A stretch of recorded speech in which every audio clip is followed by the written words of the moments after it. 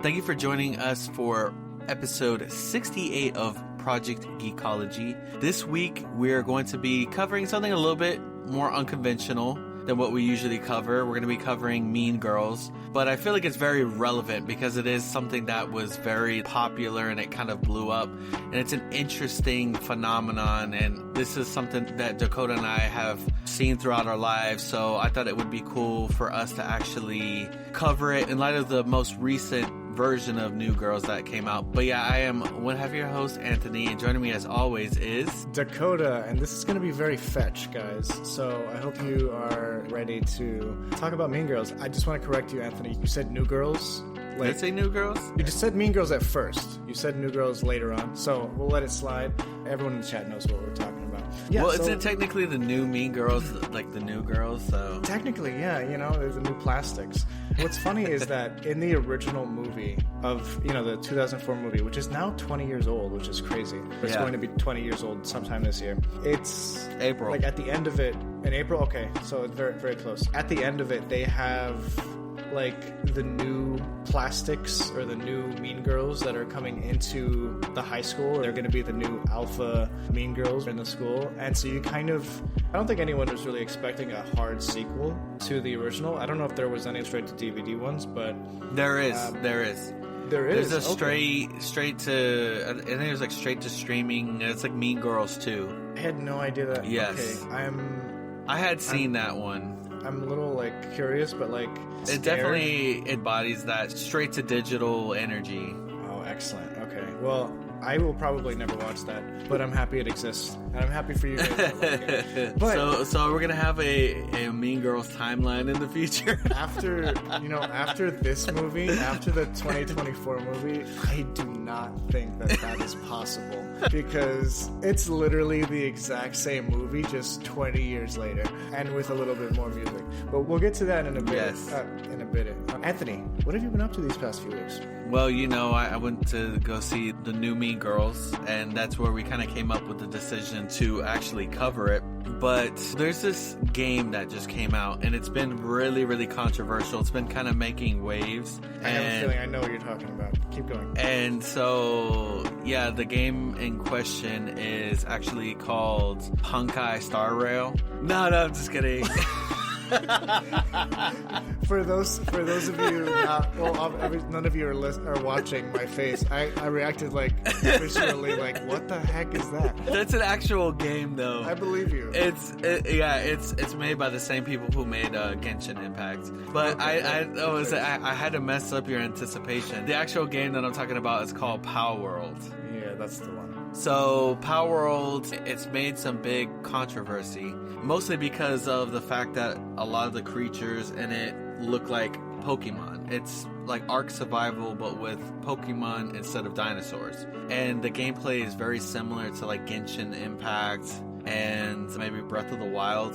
But it's so funny because now a lot of people are trying to defend Palworld by saying like, well, you guys copied your creatures from Dragon Quest, which, I guess like in a way, like a lot of things are copies of other things. Yeah, but, or homages, whatever, yeah. Right. It's so funny though, like how very similar some of the pals that they call them, that how similar they do look to Pokemon. But I saw a couple, like, there's one that's based off of Anubis, the Egyptian god, that looks just like Lucario. There's one that looks just like Eevee. And there's a couple that are like that are just like...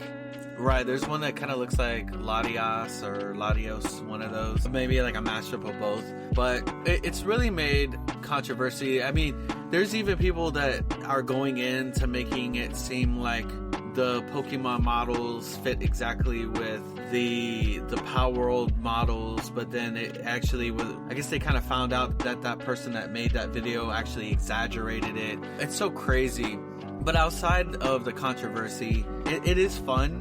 I mean, it is also like ridiculous in some instances, because with Pokemon, it's Pokemon battling Pokemon. But like, you throw out your pals, they're fighting the other pals, but you can go in and just swing on them with a bat or shoot at them with a gun or give pals guns. It's so crazy. Oh, wow. Yeah. It's crazy, but you know, and you can build structures. There's different things you can ride on pals.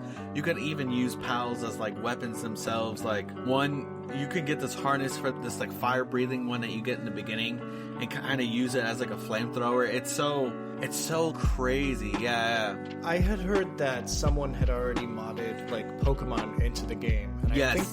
I think that's what caught Nintendo's Yes. initial like ire.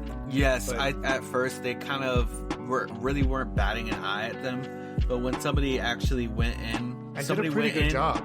Dude, they did a fantastic job. They made their character look like Ash Ketchum, and then Yeah. made a whole bunch of pals that look, you know, changed them to look like Pokemon. And actually, I think he got slammed with like a cease and desist. I understand Nintendo's like cease and desist on that, but coming after the game as a whole, based on, you know, a couple lookalike Pokemon, even though the actual gameplay is pretty drastically different, and even if it's homaged or like, you know, you gain some sort of inspiration from the Pokemon series, the game is very clearly different. Right. And the things that you use to catch the pals, they're called like pal spheres or whatever.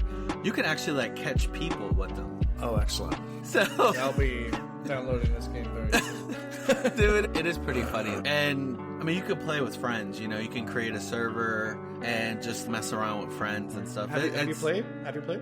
Yeah, absolutely. Yeah? Oh, nice. Dude, I had to get in on the controversy. Come on, man. Of course. Yeah, before Nintendo takes it down, right? Right? Yeah, we'll see. No, I don't think If they do that, I think that'll piss off a lot of people.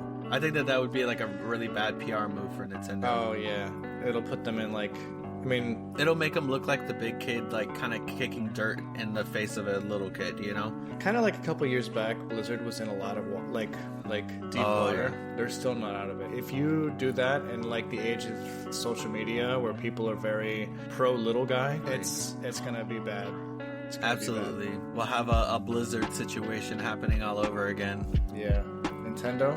I mean, but think about this, like, it started off with that thing, and then like the ball started rolling, and a lot more came to light. You're talking about with Blizzard? With Or Blizzard, yeah. Yeah. Like I think you were talking about like the whole Blitzchung thing.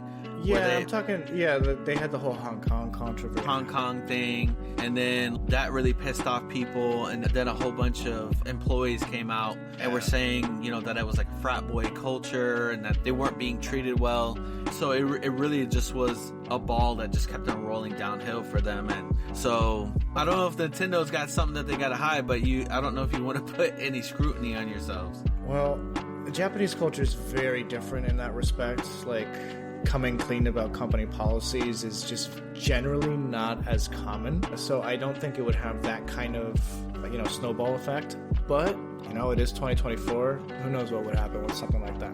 True. But yeah, I'm interested in Palworld. It does look like a lot of fun. Oh, absolutely. I'm not somebody that really like gives into the FOMO. I've actually had Palworld on my wish list on Steam for a long time, because when they first announced it, they're like, yeah, it's Pokemon with guns.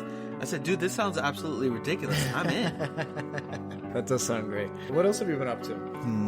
Hit me with the I don't think really too much, like, aside from, you know, watching the movie, you know, like normal day-to-day stuff, watching the movie, and then, you know, hopping in on the controversy of Palworlds. What about you? Yeah. I mean, I know you've had a lot going on since we recorded. You were actually kind of in the middle of that process when we recorded the last episode. Yeah, so for our listeners who don't know anything about my day-to-day life, I recently moved to a new apartment. It's about 25 minutes away or so, maybe 30 minutes from my previous location, and it's a huge upgrade for my wife and I. We got the apartment on the 15th of January. It's currently the 26th of January right now. We had our previous apartment all the way through the 31st, but we finally removed everything recently. We did a big cleanup yesterday in the old apartment, and we dropped the keys off today. So we're finally 100% out of the previous apartment that we've been recording in for 2 years, and I'm now in the new place. I have much better Wi-Fi. I was getting download speeds of maybe like 20 to 30 megabytes per minute. Now I have to pay for this now, but it's like 500 megabytes. It's just an incredible upgrade to my online experience, which is a big part of who I am on social media. We do these podcasts, and a lot of times we would be recording them. I'd have a little bit of lag, or I'd cut out, or you'd cut out, or something like that. I'm pretty sure it was my end mostly. So, well, my internet, I get about like 700 plus megabytes. Damn, Anthony. Yeah, fiber is the way to go. If you're a technologically versed person, or you're just an online type of person, yeah, man. Fiber. So we have Verizon Fios, which is fiber optic. Mm-hmm. We got like the middle package of 500 megabytes instead of 1 gigabyte. I mean, that's still good though. I mean, honestly. No, it's a huge upgrade from what we had. So I'm totally content with it for the time being. And it's cool because we can always upgrade or downgrade whatever we need to do later on. But yeah, so that's the sitch. I have moved into my new place. We did get to go see Mean Girls. I think it was like a week and a half ago, right before we started packing up and moving, and we had a lot of fun with that, so I'm excited to talk about that. What else?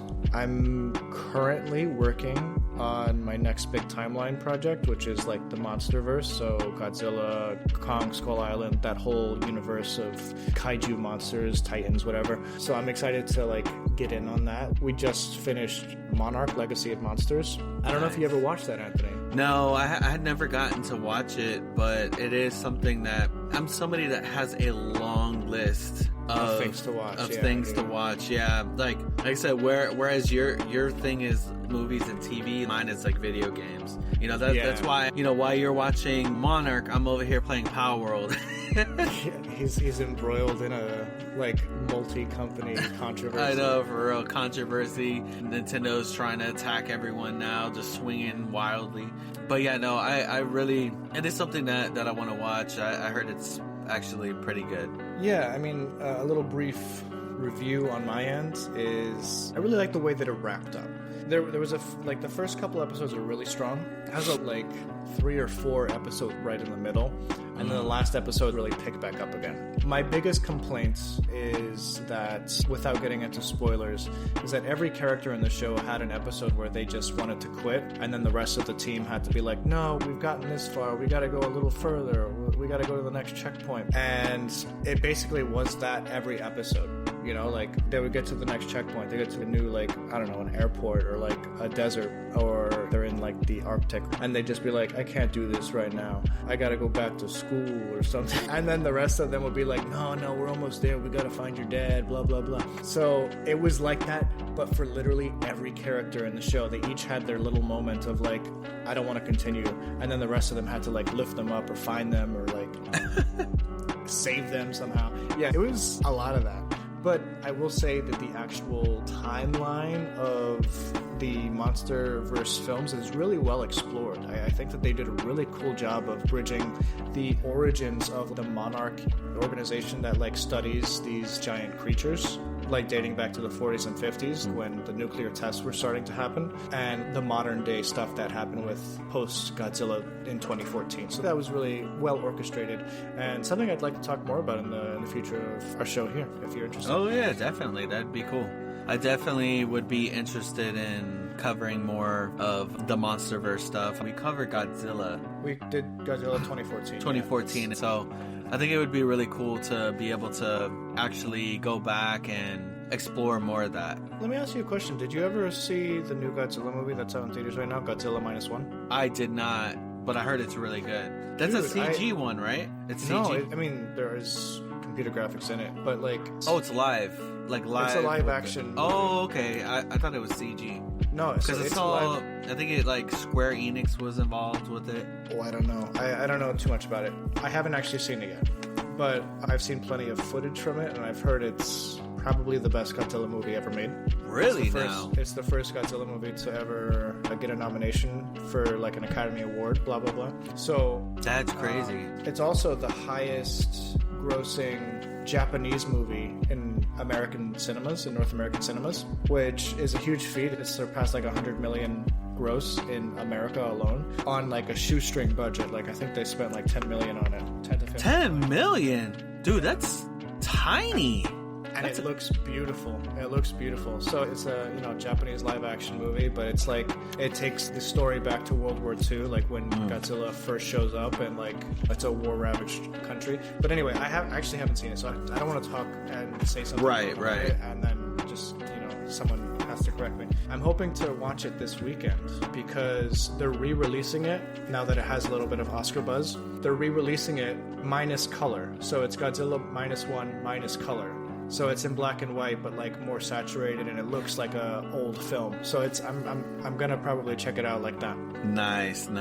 Oh yeah, so something that I forgot to mention that I'm kind of in the works with it. I may or may not be able to do it this year. I hope I can. But something that I'm really like looking to do is I want to build another PC.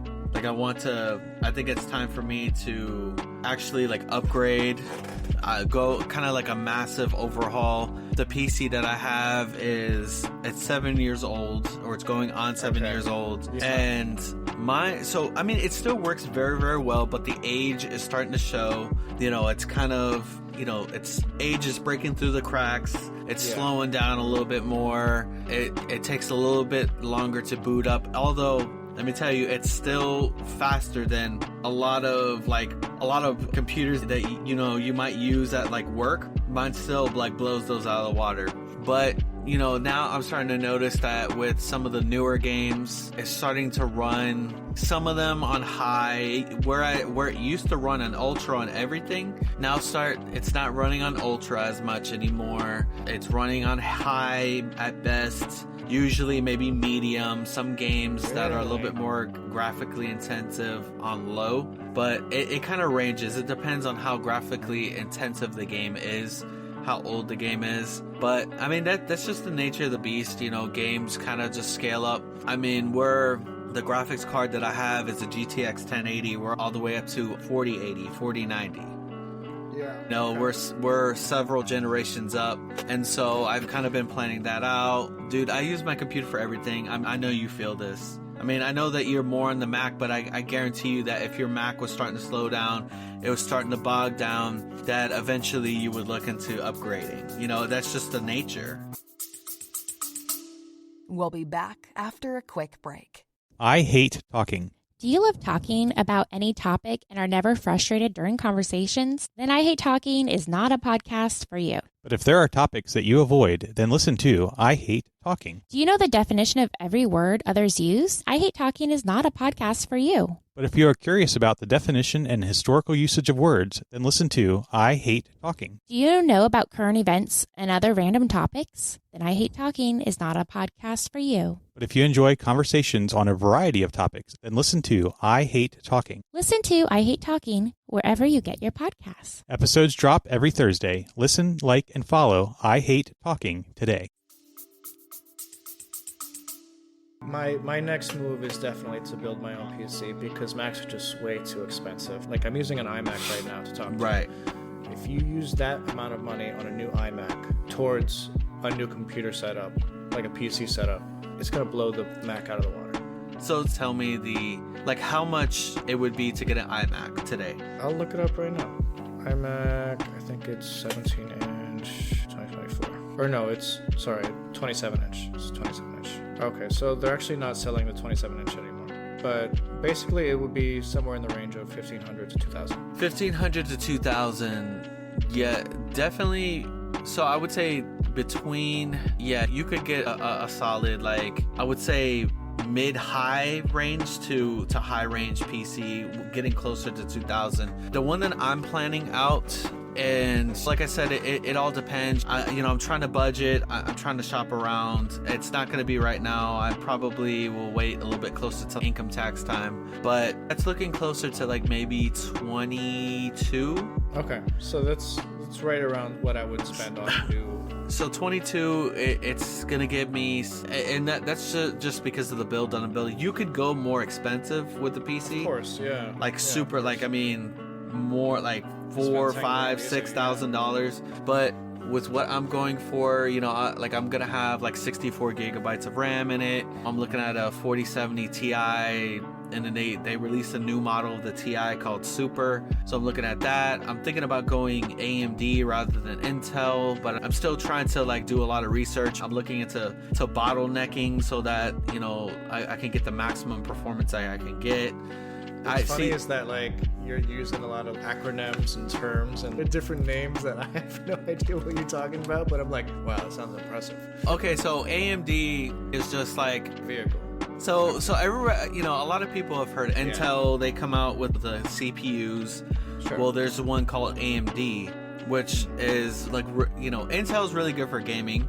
They're amazing for gaming, but AMD is like really starting to get in there with the gaming. So they've got me interesting. And then bottlenecking is really just, you know, it's like the hardware, like you want it to like synchronize as well as it can so that one is not underperforming. You know, you want them to kind of get as close as you can to performance so that, you know, one's not dragging it down. That's my current thing. And then I'm thinking that's another reason why like I stopped streaming my second time around, was because I noticed that the performance, I was like, it was okay, but I was like, I don't want a bad, you know, I want it to look a lot better. So I was like, you know what? And I always use it, whether streaming or not, dude, I'm always going to use my PC. That's dope. So cool, man. Yeah, I'm excited for you. That's awesome. Let me know how that goes, or you know, whenever you jump. Absolutely, man. And then I'm bracing for Impact for Persona 3 Reload next week. Well, I'm bracing for Impact for Mean Girls 2024 and 2004 this week. So I think we should probably get on that discussion. Oh man, do we really have to? I don't even go here. Right. Dude, that was so funny. Yeah, the top end to it, you know, our unconventional episode. Yeah, I don't even think it's necessarily that it's like unconventional, aside from the fact that it's not the general type of film that we would normally cover here. Right. I mean, we So usually cover geekier things. But in a big way, like you mentioned at the offset, this movie, the 2004 film, is very much a cultural phenomenon.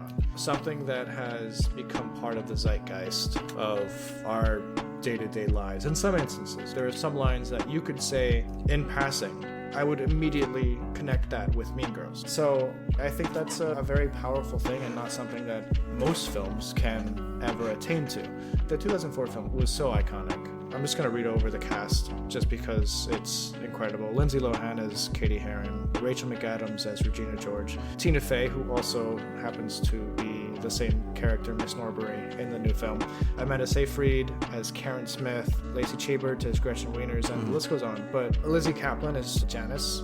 It was an amazing cast back in the day in 2004. I want to compare a little bit with the new cast. Like, what did you feel going into this new movie? How do you feel like the new cast was able to capture the magic of the original film? Well, so the new cast, it was really interesting. And I guess I'm just going to throw it out there. But what really made this different, and I guess that they had to take this in consideration when it came to casting, is the fact that this one is a musical. This new one. Oh, yeah. Yeah, it is. You know, and It's so see, bizarre. dude, let me tell you, I went into this one blind. I didn't know it was a musical. Really? I did not know. So they started singing, and I was like, oh, okay, so they went this route with this. Okay. So Did you know that it was a musical the moment they started singing?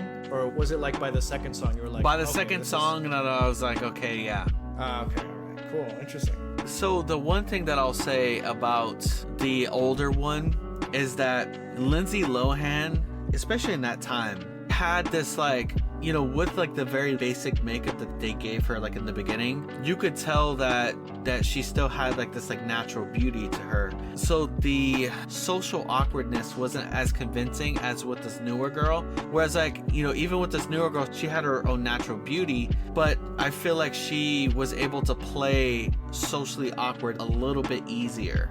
Yeah. Because she had a little bit more of these like plain Jane looks, more so than Lindsay Lohan does. Yeah, 100%. I totally see where you're coming with that. The actress that they cast to play Katie Heron, which is Lindsay Lohan's role in the original film, I believe her name is Angourie Rice.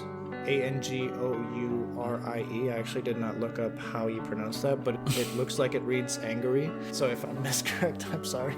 But she's probably best known for playing Betty in the Homecoming Spider-Man trilogy. Oh, yes. Okay, so yeah, I looked her up. She did like the announcements. Yes. And you got to see a lot more of her in like the extended edition of No Way Home. Yes. Dude, Yeah. that was such a funny experience for me. I was like, bro, what is all this extra stuff going on? Yeah, what's funny about the extended edition of No Way Home is that if you go onto TikTok and look up the Daily Bugle, I'm not sure, but basically like it's a podcast show on TikTok with like the actors, and they have a whole bunch of little skits that they filmed for or around the movie, like, oh, this just happened and this is how I feel, and it's always like J. Jonah Jameson like, Spider-Man's a menace, but they have Angourie Rice as Betty as one of the lead people, so that's how I knew her best going into this. But I think she did a phenomenal job of playing that plain Jane girl. Yeah, I think maybe I need to watch it again because it's been a little over a week at this point, and I will say that this is a movie that you're probably gonna have to watch twice, because especially if you're like an OG Mean Girls fan, because it kind of feels like a fever dream a little bit in the sense that like some segments, some sequences are definitely fever dream. Absolutely. Like, there's whole sections of this movie that I actually like almost barely remember. And I think that like a lot of the musical aspects, like mid-film, I feel like I'm like slipping in my mind. And I think so much character development happens in those moments that I feel like I really need to watch this again. But I'm excited to do so. And we got, so in the new movie, the actress that played Janice also did the voice of Moana. Yeah, Auli'i Carvalho. She's amazing. Her voice is incredible, dude. And that's definitely a clue in for the musical. I mean, she sings, so yes. It turns out she's an incredible actress on screen and behind the mic, because she did great in Moana, and I don't think that I've seen her in anything outside of her work in Moana, so this will be a first for me, but I think she did a really good job of playing Janice. I would agree. Like, she did have kind of like that angry vibe that Lizzie Kaplan has. I mean, Lizzie Kaplan is a lot angrier than Auli'i, but I still think that she does a really good job. Yeah. She made it her own. You know what character I felt was pretty drastically different in terms of like the way that the character was portrayed? It was actually Regina George. I think in the original film, it's not played super straight, you know, like it's played a little bit more like a comedy. The original film, it allowed Regina George to have more slighter, like emotional takes or like smaller moments that like made her character more relatable. And I feel like Renee Rapp, who did Regina George in this film, made her a lot scarier. Like there were like whole scenes where like she was like yelling or like, dude, her song, it was a villain song. It sounded exactly like a villain song in like a Disney movie. Yeah, I know you were like, it reminded me of the Scar song from Lion King. You know what's insane is like, I don't know why like that popped up in my mind too. Like, I don't know, like it was nothing like Scar, but it gave me Scar vibes. I think like the sinister, like it's not like, because like Scar is not the in your face villain. He's like a behind the scenes, like tactical kind of thing. And that's what like Regina George really is, like, manipulating and kind of just creating her, just, honestly hurting everybody. Like she's they have that scene early on where just after Katie meets the plastics, Janice and Damien are kind of explaining like, no, you don't want to date, what's this guy's name, Aaron? I think that's the guy that she's into, because he was an ex of Regina, so you don't want to get involved with that. And like she's like, well, how bad could it be? And then like they have that whole musical where like everyone's acting like animals outside of the school. Yeah, she's basically corralling everyone. She's queen of the pride. What do you call it? The Gretchen Wieners, like her love interest. Oh my god, I forgot his name. But he was kind of like with another girl, and then he was like picking through her hair like a monkey. And then Regina like gets rid of her and then puts Gretchen there, like, oh, you're not going to be doing that to my friend type thing. But yeah, it was really interesting seeing this movie in that light as a musical. But I do feel like, isn't there a Mean Girls musical? I feel like there is. I feel like that exists. Well, it does now. Before that, I feel like it existed. I didn't even know there was a direct-to-film or direct-to-streaming sequel, so that's news to me. But I really liked Regina George. One thing that I noticed throughout the film is that she really committed to the role of Regina. Like, she was actively gaining weight throughout the movie. Oh, yeah. I definitely, by the end, it's like, when she gets hit by the bus, you could see that she's like a good 10-15 pounds heavier than she was at the beginning of the movie, if not more. And that takes a lot of like for a young actress, that's got to be really hard to like, you know, commit to, you know, because you have a whole diet that you've had your entire life or whatever it is, and then you just drop that to eat Caltine bars. Right. I was and impressed. Cheese fries. I was really impressed. Yeah, and cheese fries. Yeah. Although that was her thing before the Caltine bars. So yeah, I was really impressed with Renee Rapp. I also like her voice is crazy. Like it was just, she had that like a very like sultry, like velvety voice. It was really cool. I feel like she slotted in well with that role of Regina. When I was looking at her, I wasn't trying to look at her as Rachel McAdams, but more of like the character role as itself. And I feel like she really did perform that very well. You know, she played her part well, the queen bee of the school, just as Rachel McAdams. Yeah, for sure. I'm really pleased that they were able to get her for that because, I don't know, I think she did a really good job with it. Gretchen Wieners is an interesting one because I don't think I liked her as much as I liked the original actress, but I think that's because it was a musical. So one thing that like happens when you have a musical is that you devote so much of your runtime to song that you don't get the smaller details or the smaller moments that like are like interpersonal or that kind of like flesh out a character. And they did try to do it with song. Like there was that whole scene in Regina's closet where she opened up like the song box or like the music box, and there was like a nice little moment there where I really wanted actually to know more about what that whole side story was with the music box. Right. There was a lot of emotion in that moment. But it never really got captured past that point, if that makes sense. Like, I never felt that it was, like, fully... Besides the fact that it made you understand that this is a person who is obviously feeling inadequate about their lot with Regina as a best friend, you know? Like, you obviously felt bad for Gretchen throughout the film because she's trying to live up to a standard that she can't. But, yeah, I don't know. I felt like the original film did that a little bit better. I will say, though, that Amanda Seyfried's character of Karen was magnificently adapted in this new one with the actress's name is Avantika Vandanapu, and she's playing a character named Karen Shetty, who's just extremely vapid. Absolutely.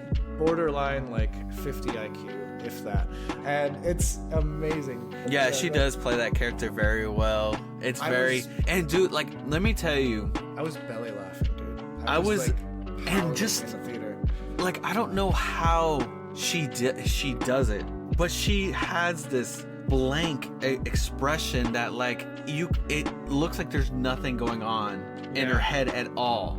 And like you could tell she's just like, it's like very like not robotic but very absent-mindedly. She's so good at it. Obviously Amanda Seyfried, you know, she made the character original, but this one she like really dumbs down this character, but that's what that character is. Yeah, there was the scene where she's like doing her makeup and she's eating a grilled cheese, and then she like accidentally puts grilled cheese on her face and it gets like a little like grease spot, and she's just like, oh hey, that looks good. Yes, for the Halloween.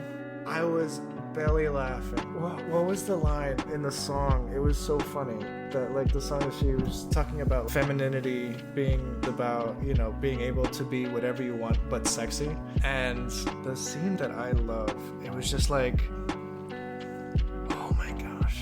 Basically it was just like something that she could cure with her like sexy feminine powers, and then they were like, that's not a thing, and she's just like, I did it. Was it like sexy cancer or something like that? And it's like sex cancer. Yes. Yeah, something like that. And I think Gretchen was like, that doesn't exist, and she's like, I did it. Dude, that was nice. Yeah, dude. Yeah, she played that character very, very well. I will say that the newer Gretchen Wiener, like, I do feel like she was definitely like the middle ground when it came to Rachel and Karen. I always noticed this with the first one. Regina was always like the smarter one of the group. More conniving. Right. And Gretchen was always like kind of in the middle. Like sometimes she was smart, but then also a lot of times she'd be very dumb. And then like Karen was all just like full on throttle, just dumb, you know? So it was like varying levels of like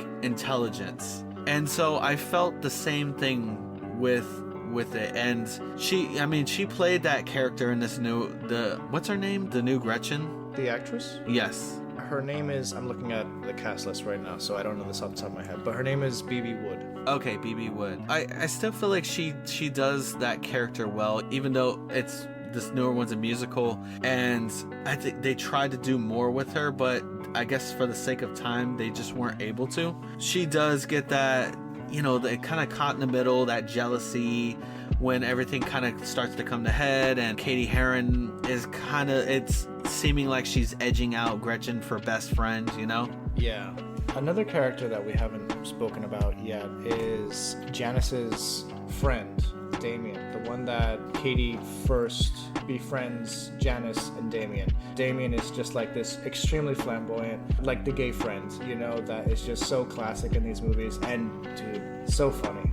The original cast had Daniel Franzese, I think that's how you pronounce his last name, as Damien. What's great about this new one is that they reuse so much of those original lines. Like, she doesn't even go here. Yes. There were so many lines that were reused. But I think it's a double-edged sword in that, you kind of want something a little bit different. At a certain point in the movie, I was kind of hoping that it would veer off and do its own thing. Kind of like we had with Scott Pilgrim recently. We thought that we were getting an animated redo of the Scott Pilgrim movie with the original cast, but it turned out to be entirely different.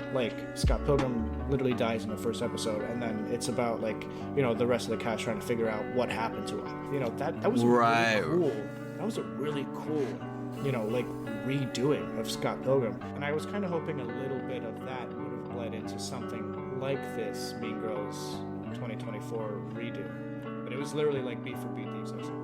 Right. And so I think in some ways that's what helped its score, but also hurt it a little bit. Because it was very close to, when it comes to the reviews, at least on Rotten Tomatoes, it got very close to the original as far as review, but just a little less.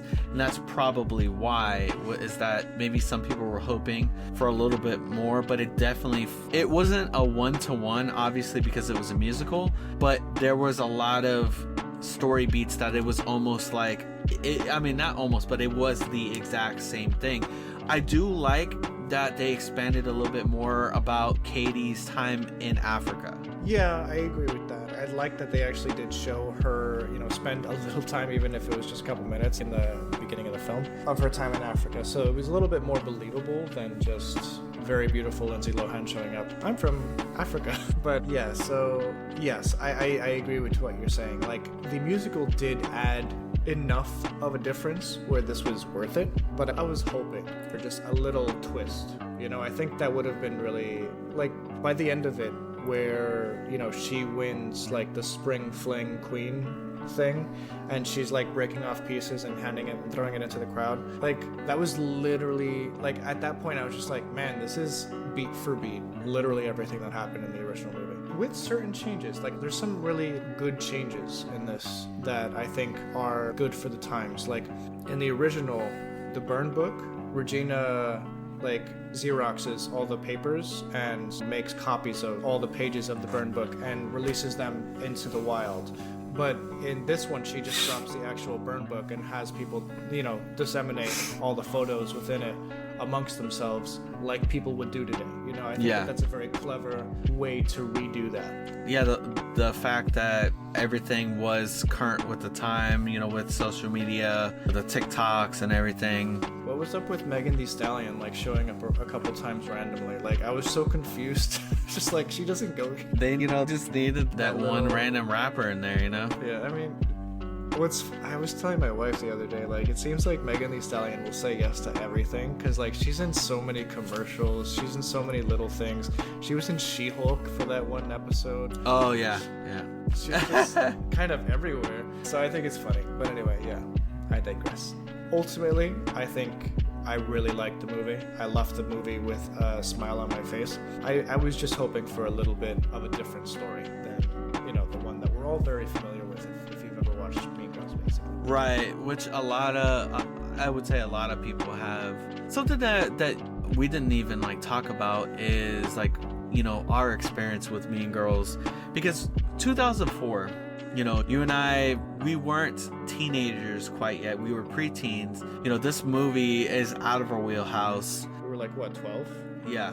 And so I know that I'm fairly certain that this isn't a movie that I saw in theaters. I don't know about you, like when... I don't think I did, yeah. I don't think I saw it. Honestly, to say the truth, do you even remember when you first saw it? I remember seeing it at a young age, and it might have been at your house. It probably was. I remember having the DVD. Okay. We watched it together. I think you were like, oh yeah, let's watch this movie. It's really funny. I think I had seen it and I introduced it to you. Yeah.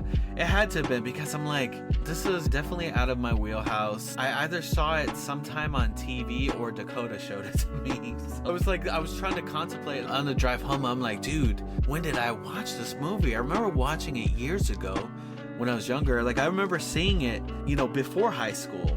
So what would you say, Mean Girls? We've seen the OG. We've seen the musical.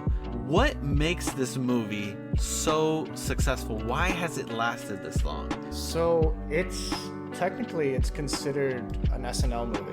I mean, it wouldn't surprise me because it was written by Tina Fey, who is an alum of SNL, and Amy Poehler is in there. So, you know, I know they're friends, but they're both SNL alums, so... Okay, so I don't know if it's exactly an SNL movie, but I would consider Mean Girls among that. I don't know if it's actually produced by Lorne Michaels, so I can't actually say. But I will say that it has that vibe to it, where the writing is very much in line with that, maybe a little bit more serious than a lot of those movies, but not by much. It plays the story straight, and it plays it kind of like a early 2000s rom-com, but it has that DNA that's very much like SNL based. And I think that's what is like the magic sauce of the film itself.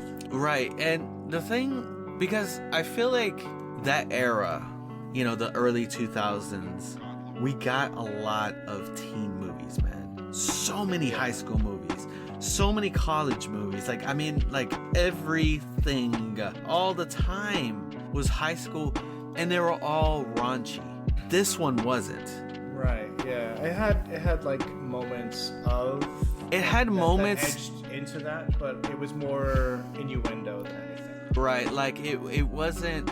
You know, it wasn't sex crazed. And I think what it does well, like to me personally, what gave it its staying power is its interesting look into the teenage like life, the teenage mind, high school. Because while it is very humorous, let's be honest, like the teenage mind is insane. And that's a lot of this movie tracks so well with that. You know, we blow all these small things up into proportion. Like, at the end of the day, I mean, aside from a lot of the bullying, a lot of their problems were not, like, really... They were just typical teenage problems, you know? Like, it was just typical, you know, the teenage life stuff. And it was, I guess, stuff that a lot of people could relate with. But it was also something that we could kind of laugh off.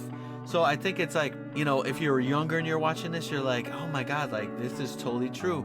But then if you're an older person watching this, you're like, yeah, this is absolutely ridiculous. I can't believe I felt this way when I was young too. This is ridiculous, you know, like it is funny because it captures a moment in time a little bit, you know, like it does too. High school experience, even though it's a little bit more dramatized or a little extra in certain, right.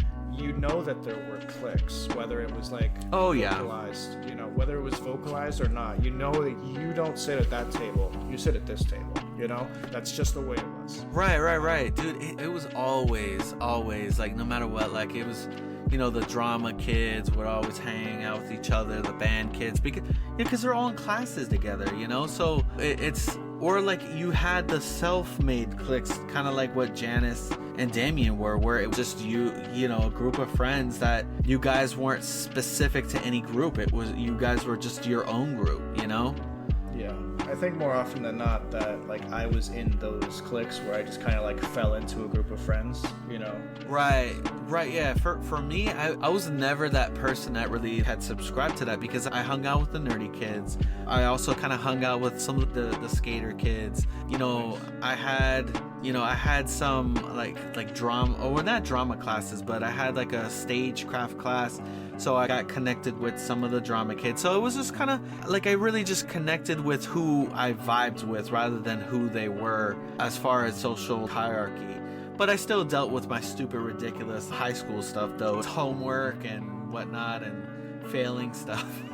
Not on purpose, but I tried, but I was just lazy. Yeah, like I just feel like the staying power was its interesting look at high school and obviously exaggerating it a bit and making it humorous, but I guess it works because a lot of the times we exaggerate our problems. I'm not saying all the time. Some of them are real problems that should be dealt accordingly, but some of them we kind of blow up in our own minds, and that kind of does this in that way. You know, the way she visualized everybody like as if there were animals in the jungle.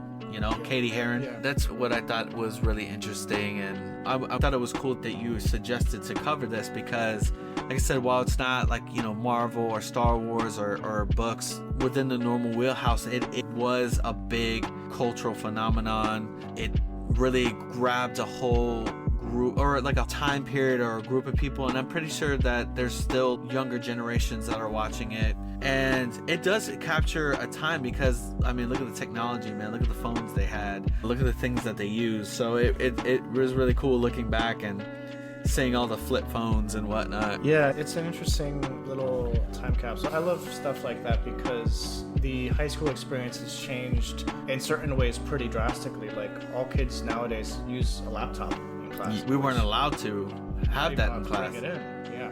So if you had one. So it's just a different world nowadays. And it's cool seeing how this exact same story can be told 20 years later with a whole new generation. Right. You know what? It fits so... It kind of shows you how things kind of don't change. The technology and the world around us can change, but a lot of the problems that we might face are similar, you know? That's a good point. I really like that, actually. Yeah. It's a cautionary tale of how being a mean girl isn't very nice. Well, spreading rumors, bullying, it's a double-edged sword because not only can you harm somebody else, but it can backfire. You damage your reputation by being that person, the one to talk about others behind their back. So it just doesn't do anything for anybody. One interesting change, or not necessarily a change, but like some new bit of Mean Girl lore that they introduced. The lore? And the lore. We're bringing the lore in. Mrs. Norbury, Tina Fey's character, is married in this one to Principal Duval. I was surprised. Yes. That's actually something I was just like, oh, okay. Because, I mean, there was... Because he was definitely... There was a little chemistry in the first movie. In the first movie, right? She had just... actually divorced that summer but prior. She actually, like, they had come back from school in the original. They came back from school, or they came back to school from the summer, and she actually had gotten divorced that summer. So yeah, not by him. No, not by him. But he was definitely interested, like, you know, hey, you know, like, you know, if there's anything that you need, you know, I can be there for you. Yeah, he's definitely like interested. He was put on the wrist. Yeah. Oh yeah, absolutely. So yeah, I was like, oh my gosh, like they actually made them. They're actually married this time. Because like when he hit her with the "I love you," I was like, oh okay, so they're together. That was interesting. Yeah, I like that. Yeah, that was cool. I think that they were like, you know what, instead of them being separate, they're gonna be married this time. Yeah, and I think that's one of those organic things that you have to like accommodate for when you have something like musical, where probably like 40% of your runtime is eaten up by song. You have to make some necessary cuts in terms of dialogue. So probably Principal Duval's comments, or the idea of him hitting on the teacher, had to be cut. So they just got rid of that and changed up their dynamic as a whole to accommodate the new time constraints that they might have had. That's just my own personal theory. But I think what was really funny, there were certain lines where I'm just like, I was surprised by how much they kept from the original movie. When the mathletes did that like rap dance in the talent show. Oh, the Power of Three? It was the exact same song.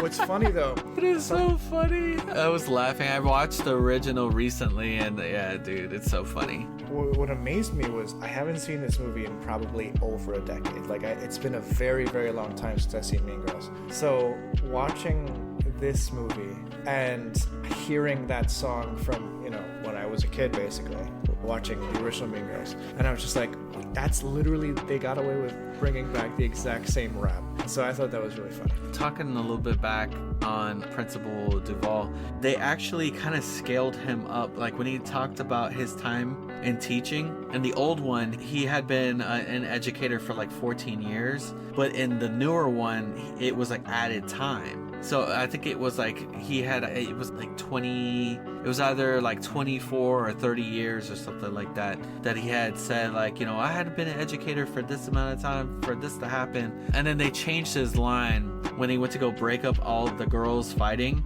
In the original, he said, I didn't leave the South Side for this. But in the new one, he said, I didn't leave grad school for this. So it's like he kind of improved himself in that period of time, like he went to grad school.